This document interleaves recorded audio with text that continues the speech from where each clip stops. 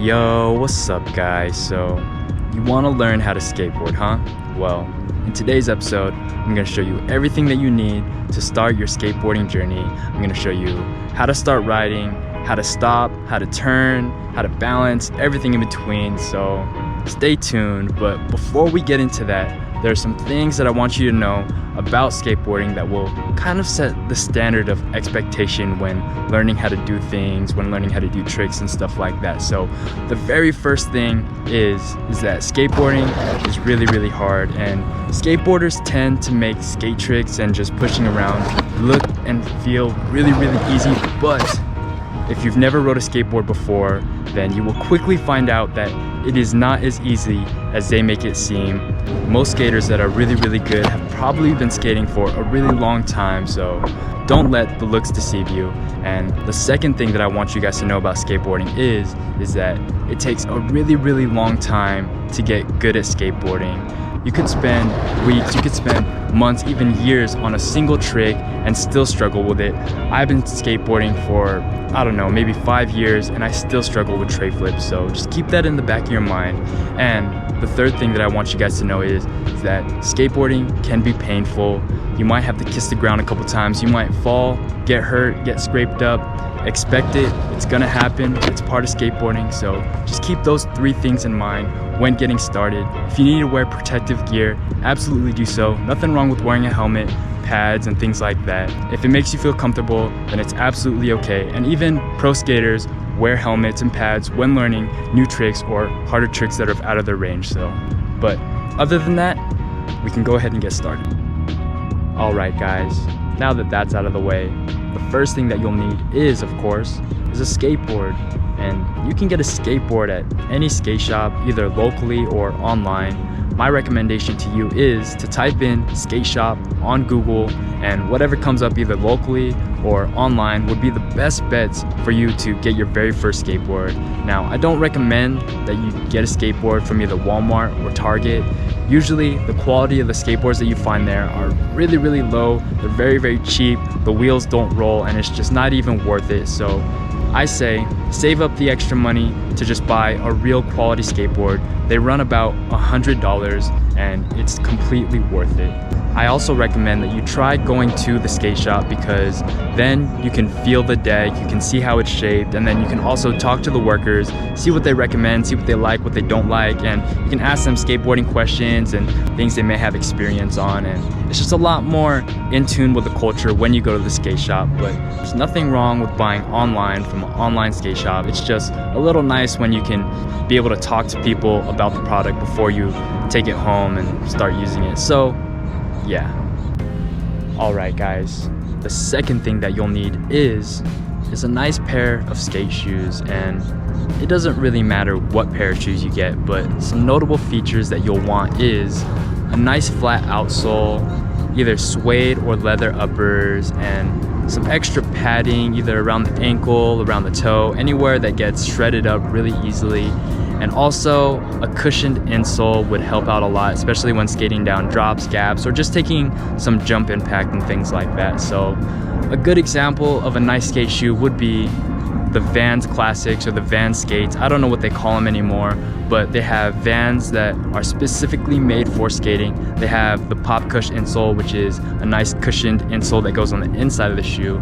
And then they also have some durable materials on the outside, which is the suede, the nice white rubber. And I think they even add an extra layer of rubber to make it extra thick or just extra durable. So if you don't know what pair of shoes to get, I highly recommend just getting a pair of skate Vans. Usually the slip-ons, the old schools, the skate highs, any other models of them, they all look really nice and classic. They'll go together with any outfit, and they're just pretty cheap and easy to get. So that's what I recommend. But any shoes will do. Even if you could just go to Walmart and you just find something on the shelf that's leather, it'll last you a while and it'll be just fine. But one thing to note with skateboarding and with sneakers is that you're going to shred up your sneakers, you're going to put holes in them, you're going to go through them, and you might have to replace them every couple months to even every month or so. So try not to worry too much about your shoes, because you're probably going to shred through them and you'll eventually get another pair, try out new pairs, and yada. So yeah. now you got the shoes, now you got the board, now you have everything you need to get started on your skate journey. And the first thing to figure out is your skate stance. And there are two skate stances to be aware of, and the first one is goofy and the second one is regular. And goofy is when you have your right foot in front, and regular is when you have your left foot in front.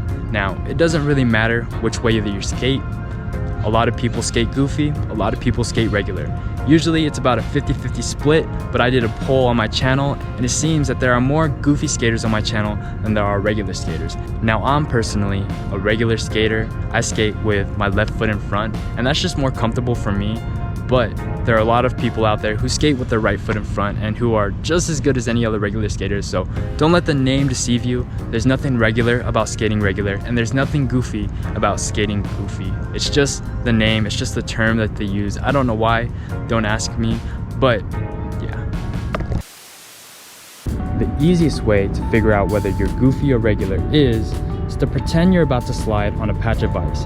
And if you were to slide with your left foot in front, then you would be regular. And if you were to slide with your right foot in front, then you would be goofy. Another way to figure this out is if you flip your board over and if you just jump onto it. I jump onto it with my left foot in front, but some people might feel more comfortable jumping onto it with their right foot in front. And that's completely okay. It just depends on how you're comfortable riding the board, whether it's your left foot or your right foot. It doesn't matter which way. You just have to get started, get riding, and start feeling comfortable on the board. All right, next is balance. This one's really easy. All you have to do is just put your feet over the bolts. You know, if you need to, spread them out a little wider. And that should give you a stable feeling. The wider your feet are, the more stable you are on the board. And yeah, I would say also that your feet move around a lot. If I start to set up for a trick, I'll definitely kind of set my feet up like this. And if I'm just cruising around, I'll definitely set up my feet like this. But sometimes I'll land on the board and I'm like this, or I'm like this, or you know, my feet are like over here and stuff. So I recommend just getting comfortable on your board in all different foot positioning, whether your feet are close together, spread apart, even super far apart, and just get really comfortable landing on your board in different ways, because this will get you more and more comfortable on it. But the gist of it is that you really just want your feet to be over the bolts. That is the most stable part of the board. And if you're going to set up for a trick, then I recommend putting your front foot more in the middle and then your back foot on the edge of the tail. And then there you go. That's how you set up for a trick. All right, guys, next step is learning how to push. And the first step is just to put one foot on the front side of the board where the front bolts are, and then with your other foot is just to give a really big step and just to push yourself forward. And then as you're cruising around, I kind of turn my hips and my shoulders sideways, and then when I'm ready to push again, I turn my body forward, and then I just keep pushing. And that is how I do it. But another thing to mention is that if you push with your back foot, sometimes it can be a little harder to steer with your foot in the back. Not only does it look kind of funny, it's harder to balance, and it takes longer to set up for tricks. Imagine you have to put your foot here and then set up, and as opposed to if I were to just, I'm ready for a trick. Just keep that in mind if you push with your back foot. If you want to fix pushing with your back foot, my recommendation is to bring your back foot up and then switching the way that you skate. So if you usually skate with your back foot here and then you put your foot here, my recommendation is to bring your back foot up and then just put your back foot here. And boom, you switch the way that you skate, and hopefully that will help you. Turning is also really, really easy on the skateboard. All you really have to do is just lean side to side, and usually that will give you a nice smooth turn. You could just carve around like this, lean to the left, lean to right, and usually it feels pretty smooth. But if you need to make a sharper turn, what I recommend doing is a tic-tac. So all you have to do is just do one of these. Lift your front truck up a little bit by pressing a little bit on your back tail, and if you need to make a sharp turn, start doing one of these. See? Or it's sick.